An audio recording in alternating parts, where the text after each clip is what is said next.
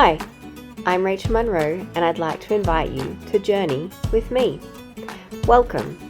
On this journey, we will explore topics such as identity, personal development, spirituality, and well, whatever else comes up along the way. Let the journey begin.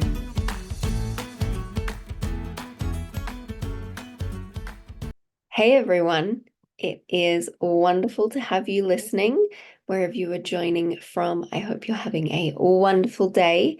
And I am excited because we're at episode 2 of this podcast. So today is Do You Feel It and Trusting the Journey. Now, this is something that has come up very often recently for me, both for myself and for people that I'm talking to in my life, is that everyone seems to be feeling a bit lost. They don't know where they're heading. They don't know what they want to do with their lives. They just know that whatever is going on for them right now isn't sitting right. Now, I don't know why this is. I don't know what's happening universally or if it's just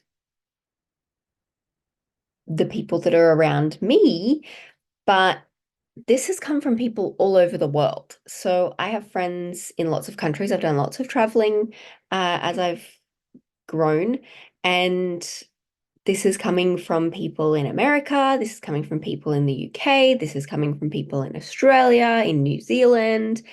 So it's not just physically close to me, but it's people everywhere right now, it seems to be. So let me know in the comments or DM me and let me know if this is happening for you as well. If you're feeling a bit lost, if you're feeling a bit with no direction, no life purpose, or you just haven't quite settled down, you know what you're doing, you know what direction you're heading in life.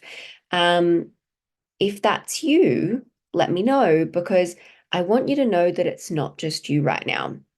And I want to share with you a story of my journey and kind of what's led me to the point of doing my podcast and why this has happened. And so I know I shared with you in episode 1 about that I had built my business. I was working in that for 2 or 3 years before I went on maternity leave and had my daughter. Now, coming off of maternity leave, I have felt like I've got my business there, which is fantastic, and I've got my existing clients, but I don't really want to advertise for new clients because I don't know what I want my business to look like. Now, I have since developed programs that work for me and what I think is suiting this period of my life right now, which is great. But in that period of time, I felt so lost and so directionless, and that made me feel really hopeless and a little bit useless, to be honest. My husband works full time from home, thankfully, so he does get to see my daughter. Like, we're very blessed in the situation that we're in, which is great. But for myself, it made me feel really useless. Like, motherhood is so bloody hard. I'm going to give you a pre-warning now. I might swear in these episodes. I might not, but I'm just warning you already. I felt so useless. I felt like I wasn't financially contributing, and being a very strong, independent person, I hated that. I absolutely hated it. And I know that I've got trauma around money, and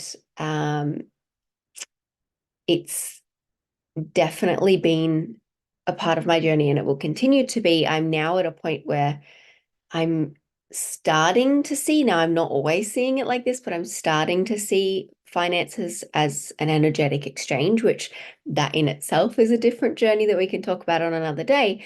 But this is how I felt, right?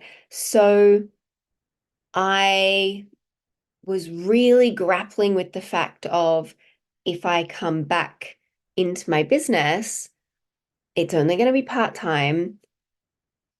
Even when I wasn't, even when I didn't have a daughter, I was full-time and I wasn't earning as much as I wanted to from my business. I love my business and I love my clients, but I wasn't earning what I thought was my fair share, I suppose. I had replaced my full-time income when I was working for a company, when I was working for someone else, which is great. But of course, I wanted to increase that while also then struggling with the fact of, but I don't want to charge my clients more because my demographic is new business owners. Now, 8 times out of 10, new business owners are watching their pennies because they don't have large amounts to invest, but they still want the help. So I was trying to grapple with the fact of, I don't want to raise my prices, but I'm not necessarily earning as much as I wanted to. Now, that was when I was full time. So now, fast forward 10 months, I've been very lucky to have 10 months maternity leave when working for myself. I had saved my pennies and we distributed my maternity pay that worked for us in our budget and came back in, I think, October last year, just one day a fortnight, because my husband has one day a fortnight off as an RDO. And then from February this year, when my daughter went to daycare, I was able to come back. I'm now doing 2 to 3 days a week, depending on the week.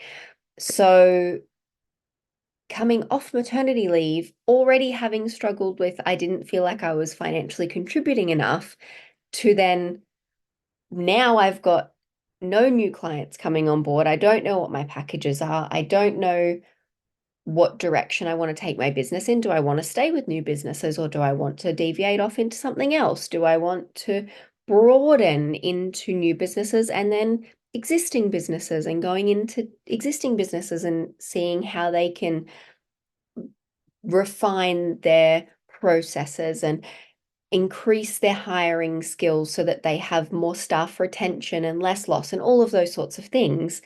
Did I want to go down that road? Or did I want to completely branch off into something else like life coaching instead of business coaching? Or I wasn't sure.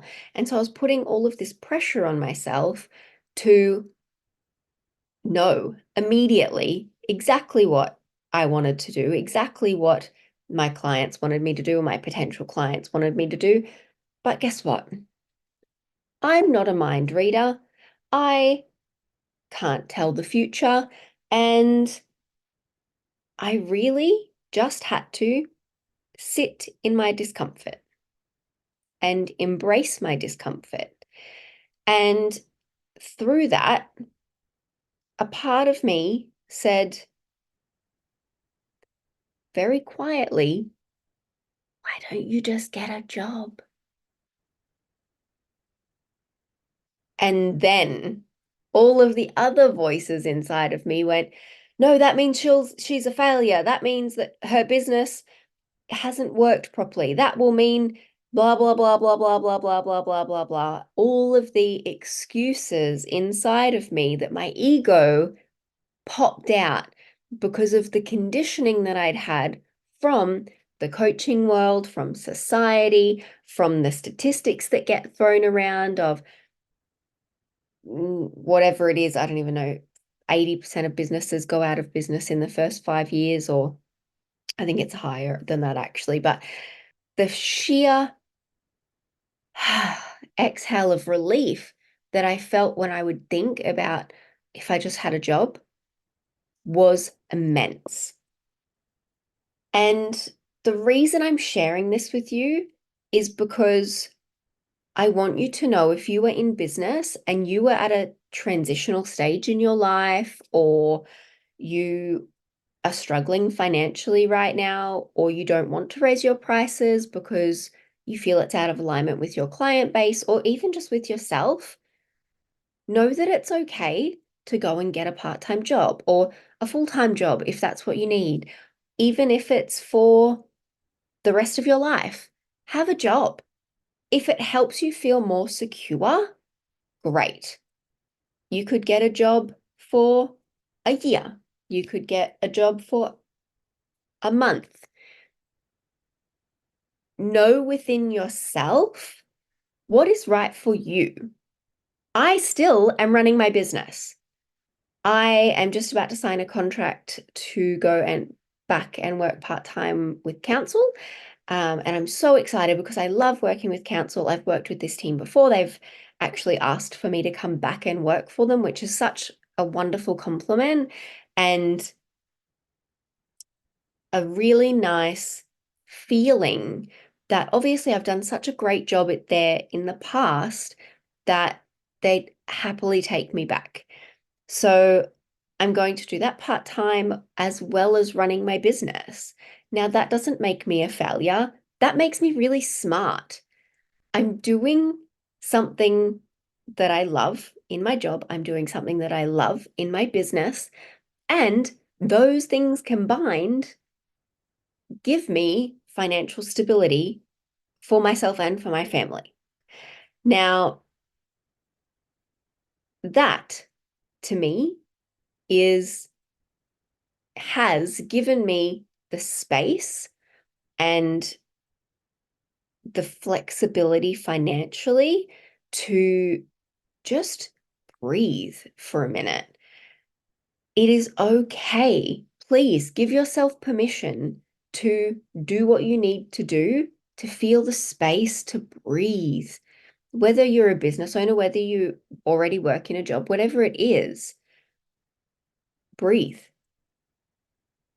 One caveat that I will add to this is get a job in something that you enjoy.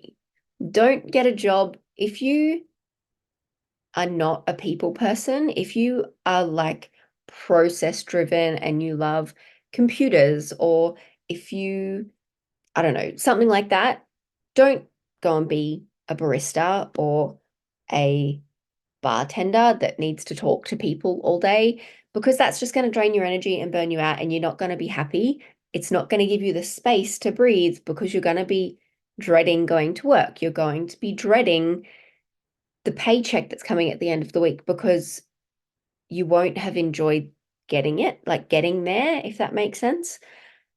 So if you need a job, get a job, but make sure it's something that you kind of enjoy.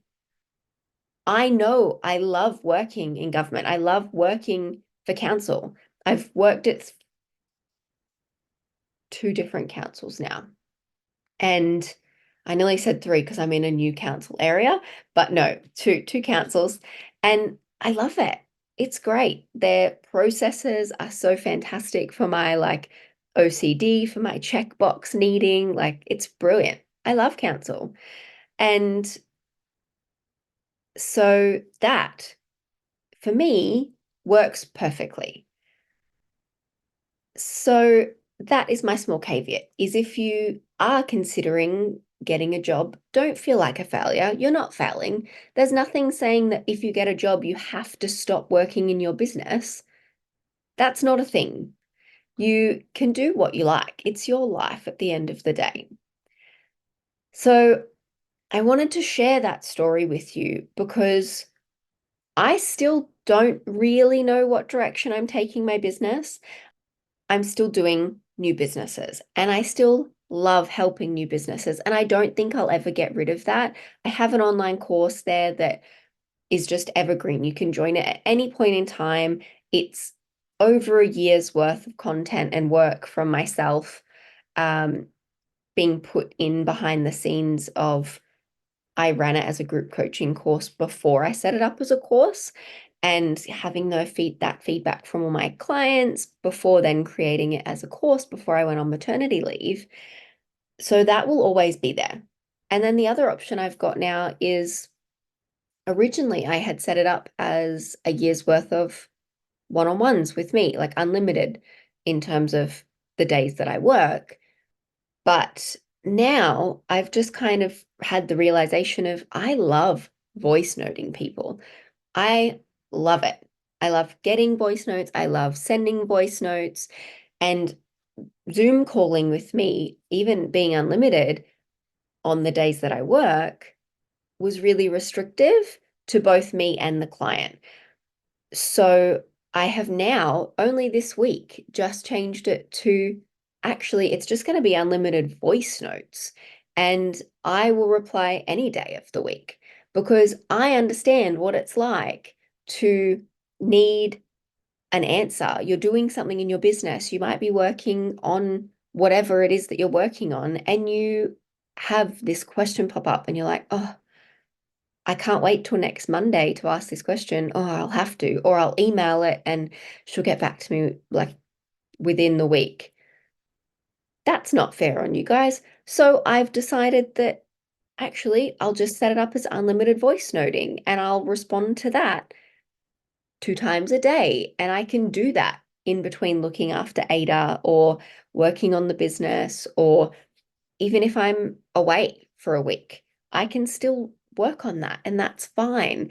And that feeling of being able to help you guys excites me so much.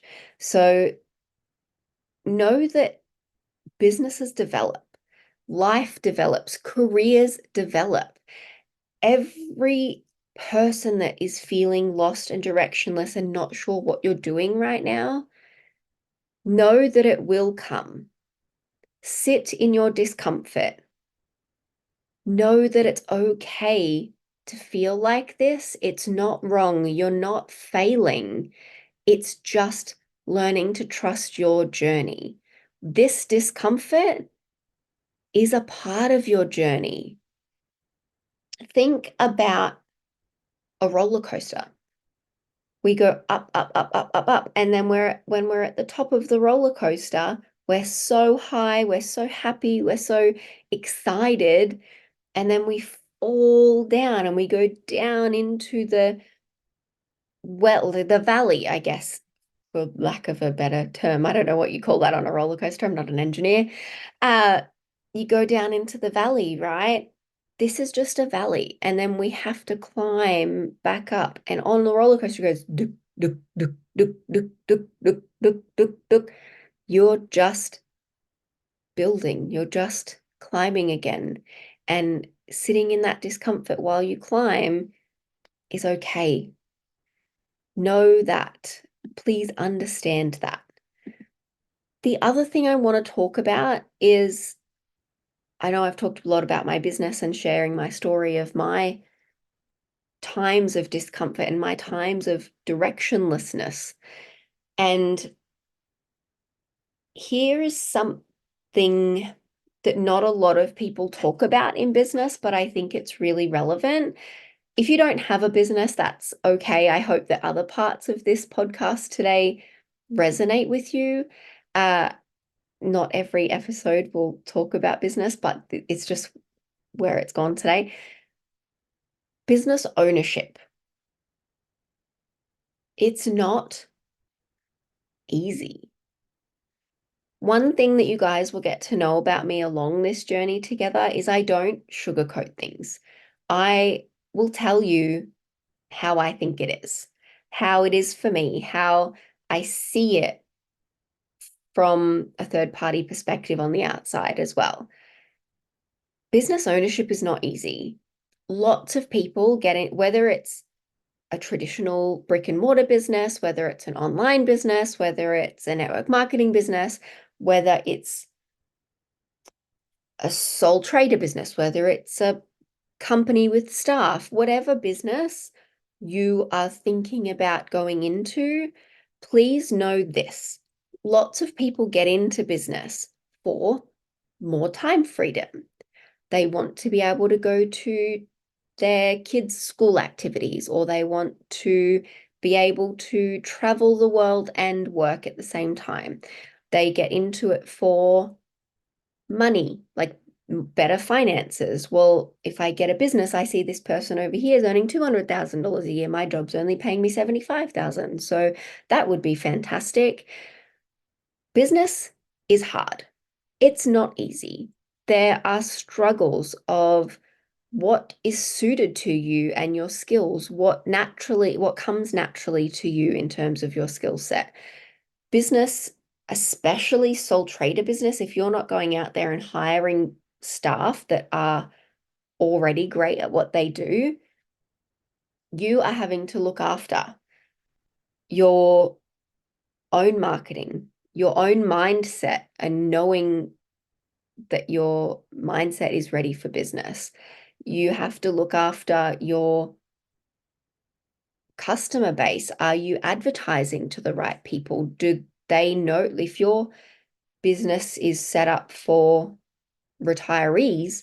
Are you advertising to retirees, or are you advertising on social media where probably you're looking at people working like myself? I'm not saying there's not retirees on social media, but that's just an example. Are you you've got to look after all of your finances and your taxes. And sure, you've got an accountant for that, but you have to do that day in, day out until it gets to tax time. You have to look after your administration, your management of your business. Do you have a way for your clients to contact you? Do you have a way for people to book in with you? Do you know how your clients are going to pay you? Do you know all of these? There is honestly hundreds. I could create a book with the amount of things that need to happen. Well, I've created a course, haven't I? A year-long course with the amount of things that happen to keep a business up and running. Now, that is just running the business. That doesn't take into account your personal circumstances. Do you have things going on with your family? Are you having troubles with your kids at the moment? Is someone unwell that you need to look after or you need to go and visit? Or is there something else going on in your life that needs to take priority over a business, but you need the business to keep the finances coming in so you can make that a priority? It's not an easy journey. And I'm not saying this to scare you away from business, because I'm doing it and I love it. But I want to be real with you in that there is a lot to think about when considering starting a business.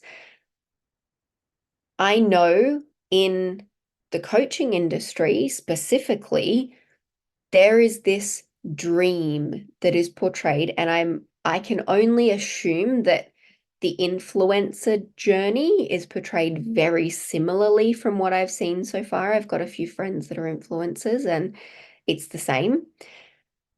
I also know from past experience as well, network marketing is portrayed very similarly, but most recently I've seen it in the coaching industry that running your own business is portrayed as this magical thing, and you're going to have all the time in the world and you'll have so much money and it's so abundant. And lots of people who start coaching should just do it for themselves. And I know that that's how it starts. And then it's sold as, oh, but you should do it and help others. And that's really not suited for everyone. And it really sets a lot of people up for failure.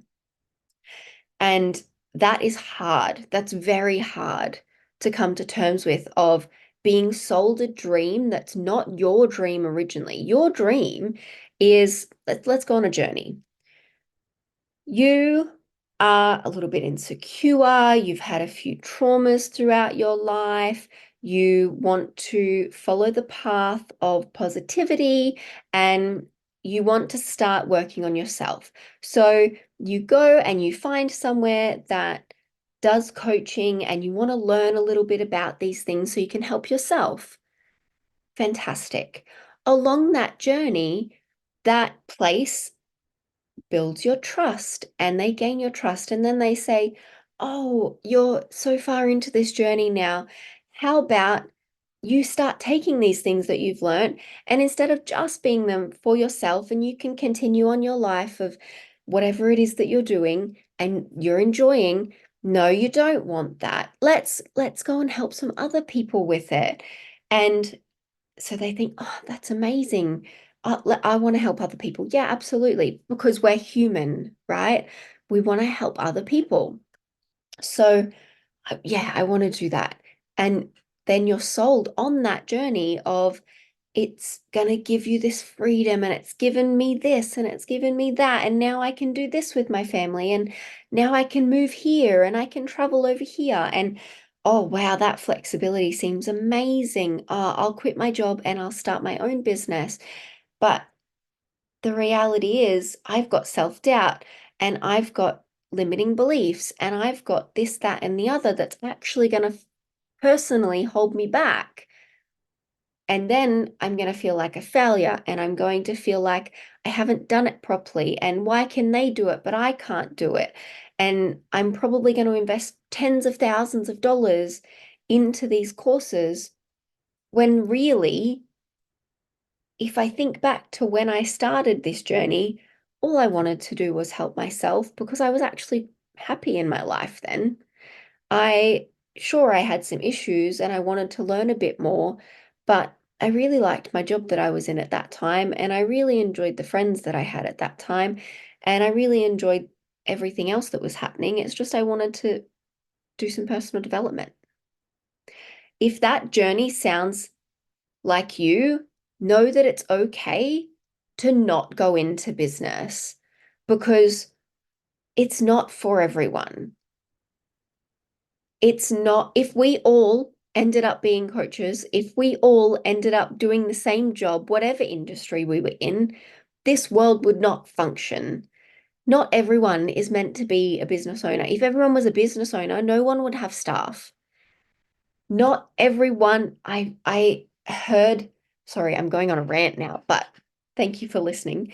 Uh, I heard, I can't remember the exact quote, but I heard something on a podcast one day about there are 70 different organizations in the US. I'm based in Australia, but this was the statistic I heard, 70 odd organizations in the US, charity organizations, to help with the um, preservation of a certain type of owl.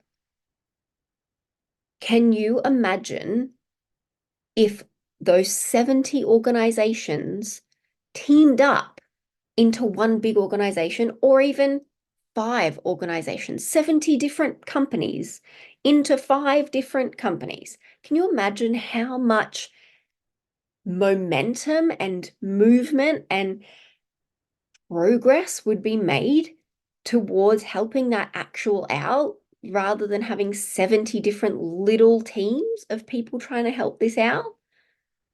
Sometimes we need to see it from a different perspective, and it's no different in business. Now, you could say, well, why are you in business, Rachel? Absolutely. I 100% agree. At any chance I get, I look for collaborations because I love teaming up to build that momentum, to make progress forward, to help other people. That's why, as a part of my course, I've got a whole module of nearly 20 guest speakers that joined my group coaching uh, for just over a year to talk about things other than business, because business isn't just about business, it's about life as well. At the same token, I go and be guest speakers for other friends of mine, and I'm looking at getting, check out Olivia Martin's podcast if you are interested. If you like what I'm talking about, you'll love what she's talking about. Her and I are on a very similar path right now in life, like weirdly, scarily enough. And her and I team up. She is doing my marketing for me in my business at the moment. And because she fucking rocks at marketing, and it's something that I don't love. So we've teamed up in that aspect. I am going to get her onto my podcast to be interviewed. So look for people in your life that you can collaborate with on things that you enjoy. Just last night, I got a message on Instagram from a friend of mine from the coaching world about spirituality. And her and I spoke on Instagram for maybe an hour and a half, just about different spirituality things that we're both working on or have looked at through our lives. And that excited me so much because now her and I have a new facet to talk about and perhaps collaborate in a different way. And it's if I didn't sit in that discomfort like I was speaking about earlier, maybe I wouldn't have ended up here. Know that not everyone is made for business. Not everyone has to be in business. You might be able to go and work for a company or a business that does something that you love. When I was on my job search before I was offered the job back at council, a job came up with an astrology company. And because I'm on this spiritual journey right now, I applied and I thought that would be amazing. It uses my physical skills of business and administration and people skills, and also brings in my love of spirituality and astrology and that side of it. And that excited me. I didn't get the job, which is fine, but look for those opportunities. This then relates back to what we were previously talking about of sometimes we just have to sit in this discomfort, and sometimes opportunities come up that can link what we love doing and give us money at the same time, and it doesn't have to be just working for ourselves. Now, this has gone down a bit of a rabbit hole, but we have spoken about everything that I wanted to speak about. And please let me know in the comments or send me a message. I would love, love, love, love, love, love to know if this resonates with you and if this is the journey that you're on at the moment as well. If it is, please know that it's okay. It's part of the journey. It won't last forever. And you're not alone. You're really not alone. That is all from me today, and I will see you on the next episode.